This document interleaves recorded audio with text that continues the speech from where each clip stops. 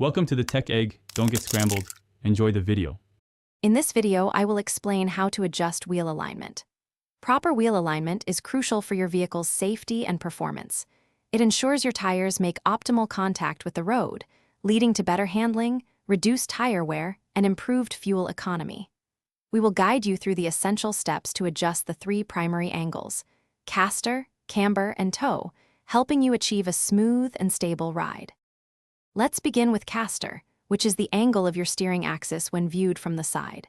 Positive caster, where the top of the steering axis tilts backward, provides better straight-line stability and self-centering steering. Negative caster, tilting forward, can make steering feel lighter but less stable. You can often adjust caster by adding or removing shims or by rotating eccentric bolts on the control arms, aiming for a setting of around 2 to 5 degrees positive. Next, we tackle camber, the angle of your wheel when viewed from the front. Positive camber means the top of the wheel tilts outward, while negative camber means it tilts inward.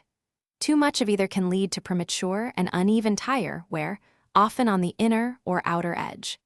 Adjusting camber typically involves using specialized camber bolts or shims on the suspension components, aiming for a setting close to 0 degrees for most street vehicles.